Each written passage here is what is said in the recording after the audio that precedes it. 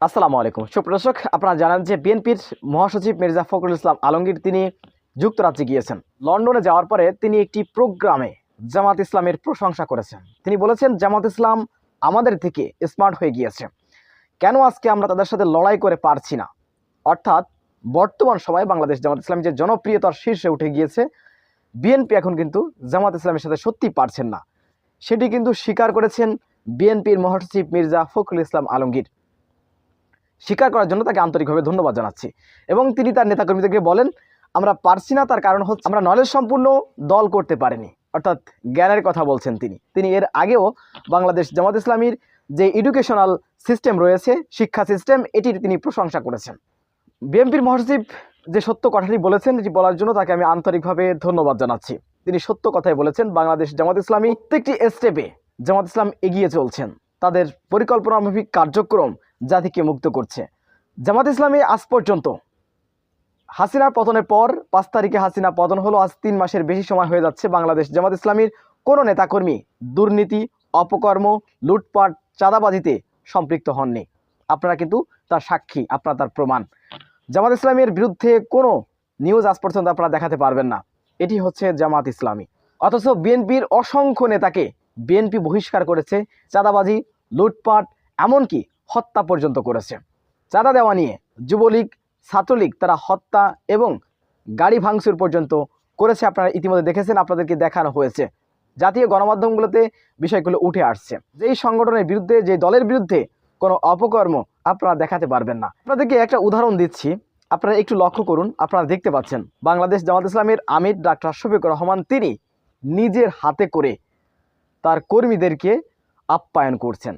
কর্মীদের খাবার প্লেটে তিনি তরকারি তুলে দিচ্ছেন, আপনারা দেখতে পাচ্ছেন। এই হচ্ছে বাংলাদেশ জামাত ইসলামীর আমির ডাক্তার শফিকুর রহমান, বাংলাদেশ জামাত ইসলামীর প্রধানের অবস্থা, তার কার্যক্রম। আপনারা দেখেছেন কখনো কোনো দলের প্রধান এভাবে কালান্দারি করতেছে, কর্মীদেরকে খাওয়াচ্ছে? আপনারা দেখেছেন? এটি হচ্ছে ব্যতিক্রম। জামাত ইসলাম এটি হচ্ছে ব্যতিক্রম। মানুষকে কিভাবে কাছে টানতে হয়, মানুষকে কিভাবে কাছে টানতে হয়, ভালোবাসা দিতে হয়, সম্মান করতে হয়, মর্যাদা দিতে হয়, সেটা জামাত ইসলাম ভালো করে জানেন।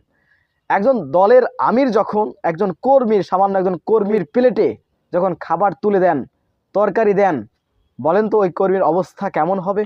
কোনো দলের প্রধান আজ পর্যন্ত এমন কার্যক্রম দেখিয়েছেন? আমাদের দেখাতে পারেননি। সুপ্রদর্শক, ইসলামী ছাত্র শিবিরের ক্ষেত্রে সেম।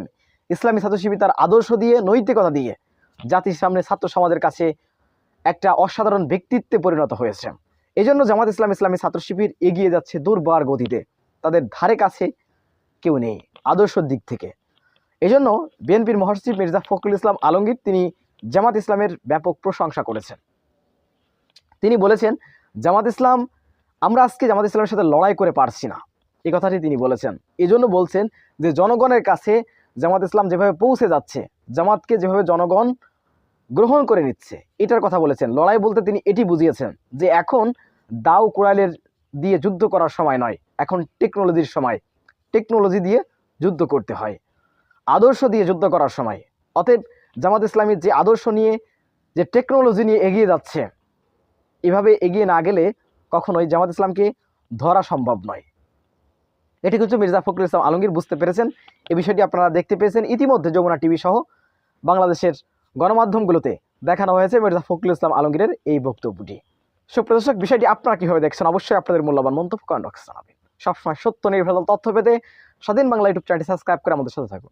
আসসালামু আলাইকুম রহমতুল্লাহি ওয়া বারাকাতুহু।